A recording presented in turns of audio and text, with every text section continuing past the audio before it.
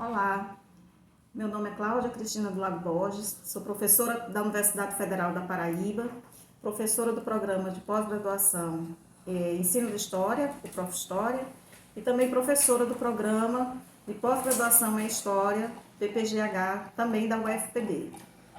Olá, meu nome é Martinho Guedes de Santos Neto, também sou professor da Universidade Federal da Paraíba, do programa de pós-graduação em Ensino de História e do programa de pós-graduação em História acadêmica também da Universidade Federal da Paraíba. O que nós trouxemos para apresentar aqui nesse vídeo é um artigo que nós escrevemos em parceria, eu e a professora Cláudia, que se intitula A Formação do Professor de História entre a Praxis Historiadora e o Exclusivismo da Pedagogia. Para essa discussão que nós estamos propondo no nosso artigo, a gente traz um debate em torno da temática no sentido de pensar o campo do ensino de história e como eles se tornam deve se tornar intrínseco entre o conhecimento da formação historiadora e dos conhecimentos pedagógicos, ou seja, definir um perfil profissional dos estudantes da graduação que cada vez mais se aproxima da pedagogia e se distancia do perfil do historiador, Então, para isso, a gente tem algumas perguntas, que a gente coloca no nosso texto, que o professor de História, qual é o professor de História que a gente deve formar? O que a gente tem que pensar nessa formação de professores de História? Qual é o lugar dos conceitos da pedagogia quando se propõe a pensar a praxis historiadora, a formação, o cotidiano, o dia a dia, o exercício da docência em história.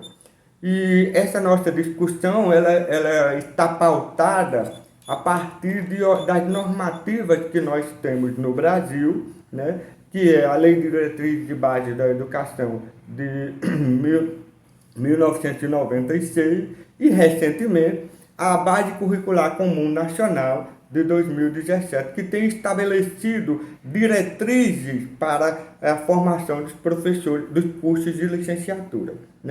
Junto com esse documento, nós ainda temos a chamada BNC Formação, cujo objetivo é estabelecer uma base comum de formação para todos os cursos de licenciatura no Brasil desde 2019. Frente a essa problemática, o que nós temos identificado é que cada vez mais as áreas específicas nas licenciaturas, em sua perspectiva mais teórica, metodológica, de cada tem perdido espaço.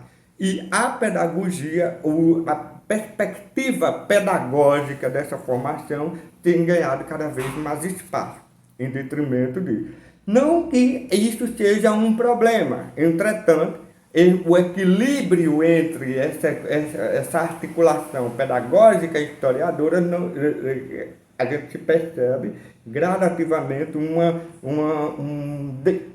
favorecimento da lógica pedagógica, sem que a prática historiadora esteja sendo contemplada numa perspectiva de como ensinar. E por que nós trazemos essa discussão no nosso texto? Porque o que nós percebemos nos cursos de licenciatura em História é que as diretrizes da pedagogia muitas vezes não têm estabelecido, ou pelo menos não têm contemplado um diálogo com a teoria e com a prática em História. Desde os anos de 1980, no Brasil, os cursos de História têm se ampliado de uma forma muito significativa e cuja perspectiva é de trabalhar uma problemática em torno de uma lógica aonde a formação esteja pautada na história e não nos princípios da pedagogia. Quando a gente fala isso, não é que as duas coisas não devam conversar, dialogar, e cuja é importante, porque a didática e a lógica pedagógica faz-se necessário para uma prática de ensino de história. Mas o que a gente não pode deixar de entender é que as especificidades da prática docente em história deve ser pensada a partir de sua base científica.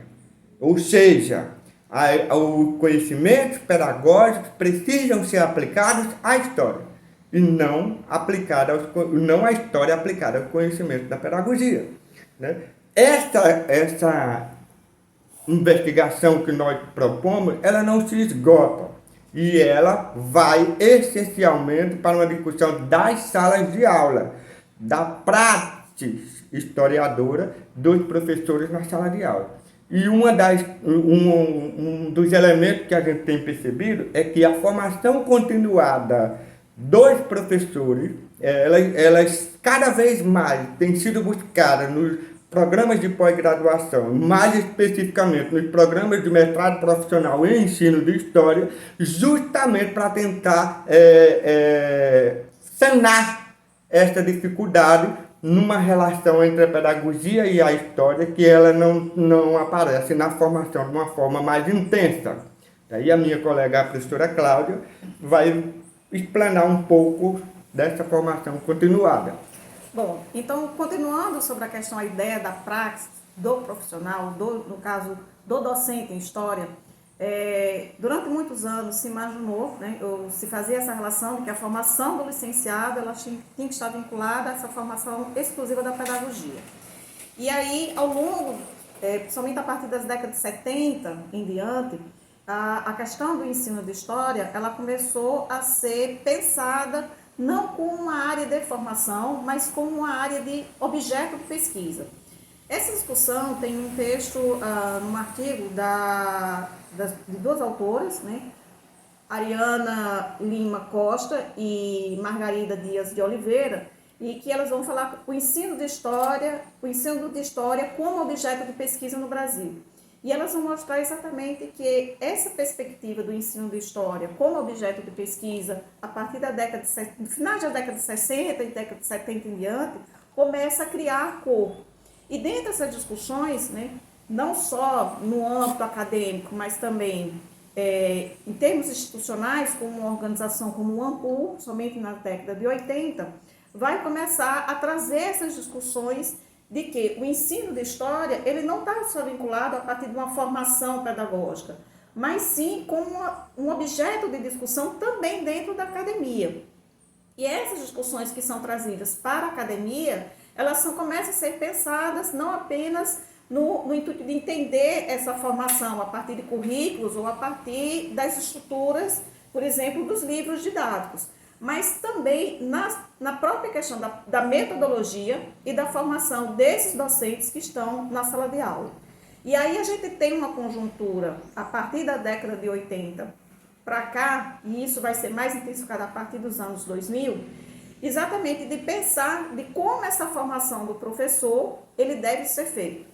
Isso porque os cursos de graduação, historicamente, e até por uma questão própria da formação, e que é importante também que a gente não deve julgar nem a formação vinculada à pedagogia e nem tampouco de que muitos cursos de licenciatura tiveram essa vinculação da formação baseada apenas no modelo, mesmo nos cursos de licenciatura, pensada no modelo do bacharelado, de que o historiador, independente da sua habilidade, se bacharel, se pesquisador ou licenciatura, ou licenciado, mas que ele tinha que fazer pesquisa. E aí, ao longo dos anos, quando começou a se pautar essa questão do ensino de história, se percebeu que o ensino de história também era objeto de pesquisa. E a importância de estudar elementos do chamado ensino de história escolar como objeto de pesquisa também. Ou seja, a partir do momento em que a gente percebe que a formação e as discussões sobre essas questões relacionadas à história escolar, então, dentro de uma perspectiva tanto da formação inicial quanto da formação continuada, a gente tem uma perspectiva de melhoria e um ganho significativo na formação desses alunos da graduação, desses alunos da licenciatura e, consequentemente, nessa aplicação desse conhecimento desses alunos da licenciatura nas suas vivências escolares enquanto docentes do ensino básico. E aí, como o meu colega Martinho falou, a gente tem nesse processo de formação algumas lacunas em relação a essa ideia de o licenciado, o aluno da licenciatura, ele é professor, ele tem uma formação pedagógica ou ele tem uma formação de pesquisa. A gente tem, historicamente, no Brasil, algumas divergências, né, vamos dizer assim, no sentido de disponibilizar ou de ofertas de cursos, tanto de iniciais quanto de formação continuada. Só para dar um exemplo, né, a gente tem aqui no Brasil, né, os nossos cursos de pós-graduação, eles são vinculados, eles são pensados, né, organizados, estruturados e acompanhados a partir da CAPES. Dentro de um levantamento prévio, a gente tem no Brasil muitos cursos de pós-graduação que se concentram mais na região Sudeste e Sul, e aí em terceiro lugar vem Nordeste, Nordeste, Centro-Oeste e Norte. Cada vez mais diminui esses cursos. E aí o que a gente tem? Os cursos de formação continuada, como, por exemplo, o Prof. História, que é um programa de pós-graduação, ele pode trazer essa continuidade na formação desse profissional. E o Prof. História, ele tem uma característica. O resultado desse processo de formação é o produto. Ele tem um trabalho, ele tem uma dissertação para fazer, mas ele tem, nos cursos de formação profissional, ele tem que apresentar uma proposta pedagógica. E essa proposta pedagógica que é apresentada no curso de formação e que, por sua vez, ele é aplicado nas escolas, a gente percebe que é uma melhoria nas atividades e na formação desse aluno. E aí a gente tem dentro do programa, assim como o Prof. História, como vários outros programas de mestrados profissionais, linhas de pesquisa que trabalham os saberes escolares, o uso de tecnologias, a questão de currículos e todo o processo de formação que está vinculado à vivência desse professor no seu âmbito escolar. Então, para concluir, o que a gente percebe nesse processo é que é necessário os cursos de graduação, de formação inicial, pensarem nessa vinculação da prática do historiador, né, da prática da pedagogia, da prática da pesquisa.